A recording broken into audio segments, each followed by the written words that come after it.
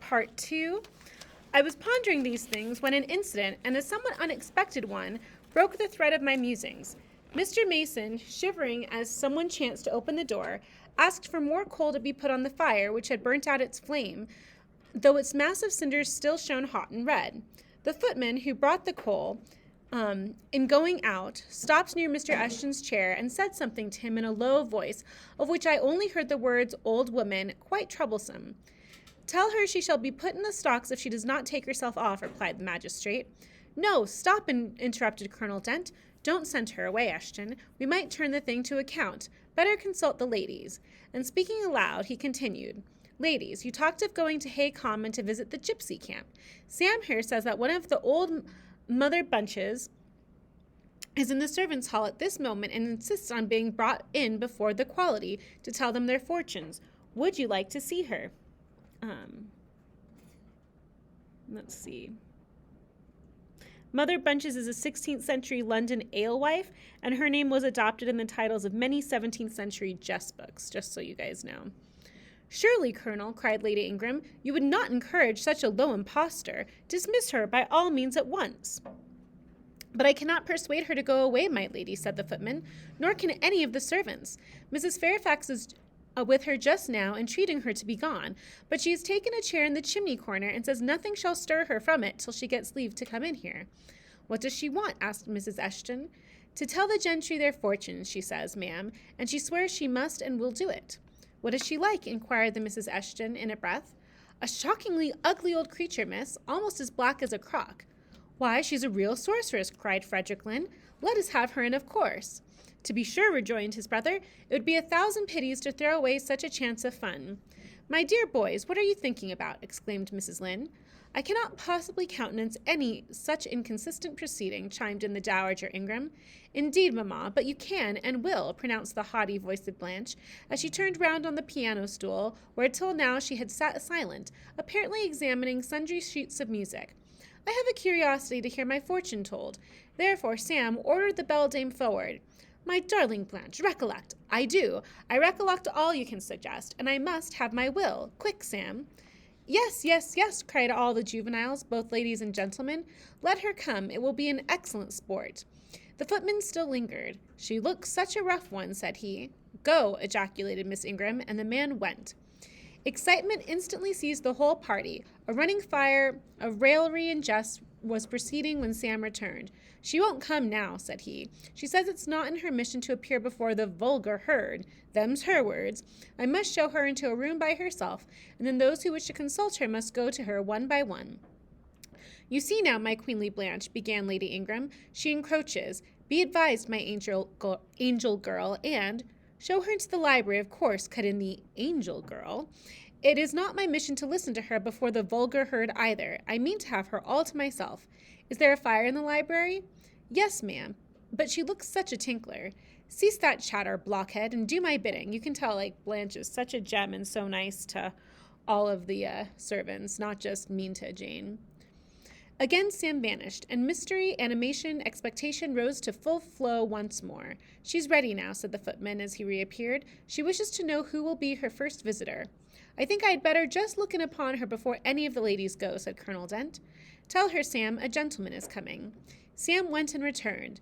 "She says, sir, that she'll have no gentlemen. They need not trouble themselves to come near her. Nor," he added, with difficulty suppressing a titter, "any ladies either, except the young and single." "By Jove, she has taste," exclaimed Henry Lynn.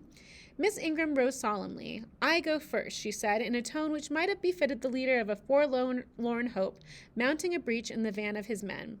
"Oh, my best, oh, my dearest, pause, reflect," was her mamma's cry. But she swept past her in stately silence, passed through the door which Colonel Dent held open, and we heard her enter the library. A comparative silence ensued. Lady Ingram thought it loquace to wring her hands. Let's see. Yeah. Which she did accordingly. Miss Mary declared she felt for her part she never dared venture. Amy and Louisa Eshton tittered under their breath and looked a little frightened.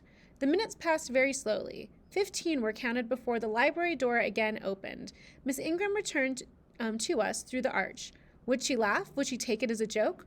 All eyes met her with a glance of eager curiosity, and she met all eyes with one rebuff and coldness. She looked neither flurried nor merry. She walked stiffly to her seat and took it in silence. Well, Blanche, said Lord Ingram. What did she say, sister? Asked Mary. What did you think? How did you feel? Is she a real fortune-teller? Demanded the Mrs. Eshton. Now, good people, returned Miss Ingram, don't press upon me. Really, your organs of wonder and credulity are easily excited. You seem, by the importance of you all, my good mamma included, ascribe to this matter absolutely to believe we have a genuine witch in the house who is in close alliance with the old gentleman.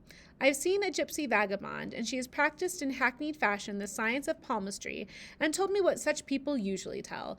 My whim is gratified. I now think Mr. Eshton will do well to put the hag in the stocks tomorrow, as he threatened. Miss Ingram took a book, leant back in her chair, and so declined further conversation. I watched her for nearly half an hour. During all that time she never turned a page, and her face grew momentarily darker, more dissatisfied, and more sourly expressive of disappointment. She had obviously not heard anything to her advantage, and it seemed to me, from her prolonged fit of gloom and taciturnity, that she herself, notwithstanding her professed indifference, attached undue importance to whatever revelations had been made to her. Let's see. Meantime, Mary Ingram, Amy, and Louisa Eshton declared they dared not go alone, and yet they all wished to go. A negotiation was opened through the medium of the ambassador Sam, and after much pacing to and fro, till, I think, the said Sam's calves must have ached with the exercise, permission was at last, with great difficulty, extorted from the rigorous Sybil, for the three to wait upon her in a body. Their visit was not so still as Miss Ingram's had been. We heard hysterical giggling and little shrieks proceeding from the library, and at the end of about 20 minutes they burst the door open and came running across the hall as if they were scared out of their wits. I am sure she is something not right, they cried, one and all. She told us such things. She knows about us all. And they sank breathless into the various seats the gentleman hastened to bring them. Pressed for further explanation, they declared she had told them of things they had said and done when they were mere children, described books and ornaments they had in their boudoirs at home, keepsakes that different relations had presented to them.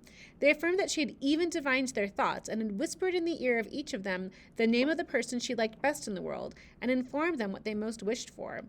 Here the gentleman interposed with earnest petitions to be further enlightened on the two last named points, but they got only blushes, ejaculations, tremors, and titters in return for their importunity. The matrons, meantime, offered vinaigrettes and wielded fans, and again reiterated the expression of their concern that their warning had not been taken in time, and that the elder gentlemen laughed, and the younger urged their services on the agitated fair ones. In the midst of the tumult, and while my eyes and ears were fully engaged in the scene before me, I heard a hem close at my elbow. I turned and saw Sam. If you please, miss, the gypsy declares that there is another single lady in the room who has not been to her yet, and she swears she will not go till she has seen all. I thought it must be you. There is no one else for it. What shall I tell her? Oh, I will go by all means, I answered, and I was glad of the unexpected opportunity to gratify my much excited curiosity. I slipped out of the room, unobserved by any eye, for the company were gathered in one mass about the trembling trio just returned, and I closed the door quietly behind me. If you like, miss, said Sam, I'll wait in the hall for you, and if she frightens you, just call and I'll come in. No, Sam, return to the kitchen. I am not in the least afraid. Nor was I, but I was a good deal interested and excited.